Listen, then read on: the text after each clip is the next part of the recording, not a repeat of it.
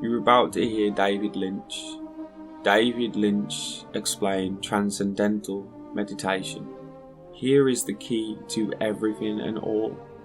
You may ask how I get my information. I connect to the unified field. And there is many names for the unified field, consciousness, God. And ultimately the route to that is in yourself. Via yourself, you must go within. Many of you may have already done this. To those that haven't, here is a guide. But before we begin, there may be people aware of who David Lynch is. I will explain further at the end of the video. But this technique can be used for good or for bad. It can be used for the self, for good, to find the essence and the truth of life. Or it can be used to manipulate, control, energies onto MK Ultra, mind control and manipulation. This used by others on others is for the benefit of themselves, but this used by you for yourself is for the benefit of you and all. In terms of mind control and manipulation, this would be a technique used to help aid dissociation, to take people from one place to another, to dissolve the self to create new altars. And on the flip side, the unified field, when used for the self or the purpose of good, can help, can heal, can show. It is the natural internet. It has all information. It is ultimately all. Finding your own way through the unified field can bring great things. Like a huge maze it can be in the darkness. We fall, only to find the light. We transgress to places which people haven't gone before, at least very few people. And the pathways and routes that we find lead to great treasures. This here represents the surface of life. Surface. And we see surfaces, surfaces. And about 300 years ago, scientists, they started wondering what was this wood and what was this metal and what was it really? So they start looking into matter. So this side is matter, and this side is mind. Mind and matter. And the scientists, they discovered molecules. Deeper they went, and they discovered these atoms. And like I say, they thought that was the smallest particle for a long time. All these things we learn about in school. They went deeper. And they find inside the atoms these little electrons and neutrons and protons. And they went deeper and deeper and deeper, smaller and smaller particles. They found 4 forces.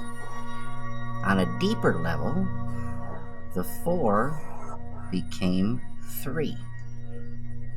And on a deeper level, the 3 became 2. And then, about 30 years ago, modern science, quantum physics, discovered the unified field. The unity of all the particles and all the forces of matter, of creation.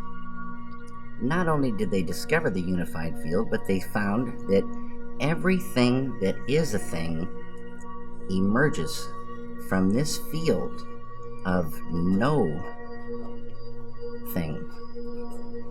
Unmanifest it is. Unmanifest. It is no hyphen thing, but all things come from it. Anything that is a thing has emerged from this field of unity. It's oneness.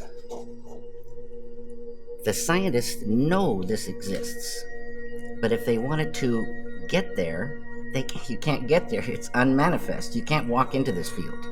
But any one of those scientists could practice a technique, transcendental meditation, which, remember, true happiness is not out there. You're given a mantra, a very specific sound, vibration, thought. Very specific. It needs to be life-supporting at all deeper levels. And that mantra that you're given, that Maharishi gives, the key that opens the door. The mantra turns the mind within, turns the awareness within, and you naturally dive. Why is it natural? Because each deeper level of mind and each deeper level of intellect has more happiness. And the deeper levels of mind and deeper levels of intellect correspond to deeper levels of matter. At the borderline of intellect, you transcend. Transcend is the key word. It means to go beyond. You're going beyond field of relativity, duality, experiencing oneness. Pure, unbounded, infinite consciousness.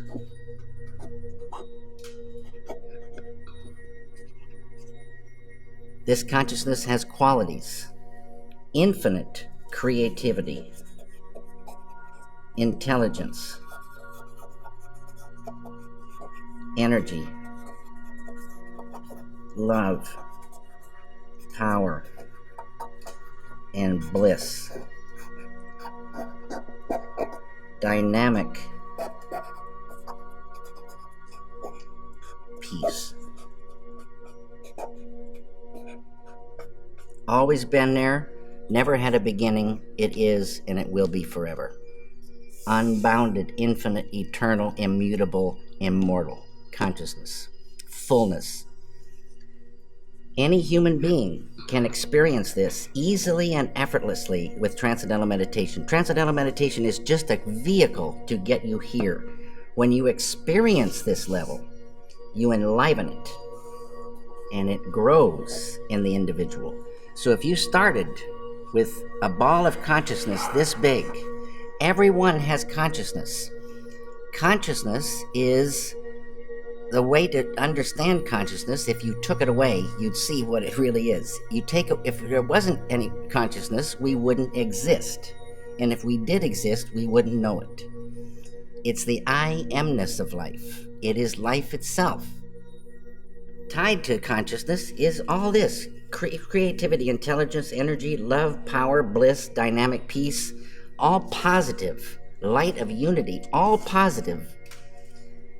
You experience this level and you enliven it, and this ball of consciousness that you thought was just going to stay the same for the rest of your life starts expanding, and these qualities expand.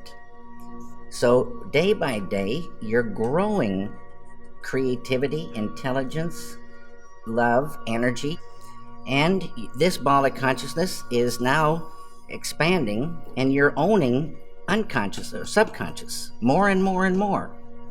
Side effect of the growth of this consciousness is negativity starts to recede, tension, I write all these things, stress, anxiety, sorrow, depression, anger, hate, fear, all starts to go. Can't live in the light of this.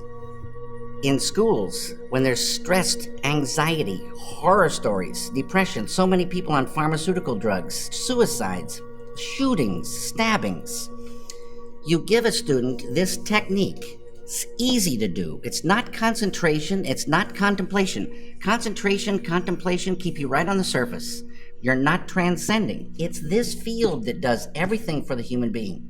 This field. And you experience this field when you really get there and transcend. This is transcendental consciousness. It's, there's so many names for this field. The Tao, Kingdom of Heaven, all these names for this one field, the absolute, totality. In Vedic language, this field is called Atma. A-T-M-A, means the self, with a capital S. Know thyself. Get there. Know it by being it. Unfold it. And what you're doing is unfolding your full potential as a human being. Your full potential of the beautiful human being is called enlightenment. And people can unfold their enlightenment. And man, you are not angry anymore? I told you, that anger lifted away without trying. Poison to the artist, poison to the environment, poison to the human being, lifts away without trying. But it's not that you become numb and sleepy and don't want to work. You get more energy, more enjoyment of the doing. And negativity lifting means that conduit of the flow of ideas, the flow of creativity, is not cramped by that. Negativity restricts that flow. So, and you can still have righteous anger, being very strongly for something or against something, beautiful. But the kind of anger that is just bitter, just like selfish kind of anger, no one wants to be around this kind of person, and the person's poisoning himself. The person can't work so good. That's mind control. Negativity is really mind control. Depression controls the mind now. Can't work. Anger controls the mind. You can't work. Sorrow. Some people hold sorrow for years. And you want to visit them and cheer them up, but it doesn't do anything. Get them the chance to transcend and watch what happens. Sorrow will lift away. They'll be back on the road. This right here. Water the Root Peace Creating Group. This one here, I don't know where over there. This is the individual here, and the same phenomenon happens with a group. Lots and lots of people. Square root of 1% of a population. So, like I said, for France, 750 to 1,000 do the thing. A group, quadratically more powerful than the same number scattered about. And this is a thing, like my friend Dr. John Hagelin says, if you have 2 loudspeakers and they're separated, you have 1 volume, you put the 2 next to each other and you got the equivalent of 4 loudspeakers. You put 3, you've got suddenly the 9. It's called constructive interference. It's a real thing. A group, close, doing the program, advanced techniques. Day by day. Just like when you want to get electricity to the people, you build a power plant, generate that electricity, and they get it. And you want that power plant to stay. They got their computers running, their TVs running, the whole kitchen's running, and day by day by day, you're generating electricity. Day by day, you're generating dynamic peace. Beautiful thing. Human beings like a light bulb. And we enjoy that light inside, but we also radiate it. We affect our environment. Everybody knows that.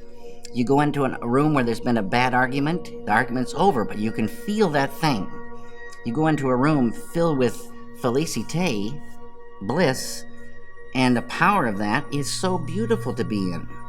And this group radiates that. Side effect, negativity goes. Enmity and the enemy goes. Without trying. Unified field. That's our big friend. Our big friend. Indeed. As all comes from it, all is it. Essentially, those that love God love the unified field. The unified field is all things. As explained for me, God is the energy which exists in all things, the animals, the trees, the plants, the us, even inanimate objects. We are sitting within it, and that is the unified field itself. Physically, we see the realm, but when we drop and fall deeper into ourselves, we see how everything ultimately comes from nothing. Those that have experienced the unified field at its base will understand the true essence of love, as all is made from love. Now, as explained at the start, this technique can be used on others to manipulate, to control, and is ultimately where a lot of our fantasy comes from, our stories and our songs. But the essence of mind control, MK Ultra, and what they are using on individuals, we can take the technique and use for our own purposes, minusing the trauma and the hurt involved, replacing that with love and gratitude, falling into the unified field for purposes of ourselves and others, to help the world, not control and manipulate it. However, what I said about pain and trauma has an opposite effect. It can actually aid us and help us. Myself going through much trauma and pain, which I haven't gone into, but this was a catalyst for the awakening. The trauma and the pain can be used and transformed into light. The very things which may be holding you back are essentially keys or doors to transgress the self. This is why people that have gone through some of the worst circumstances have ultimately come out some of the strongest people. For we have to go through trauma. For the trauma and the dark experiences only temper us, like the sword in the fire is explained. Nothing is everything, and everything comes from nothing.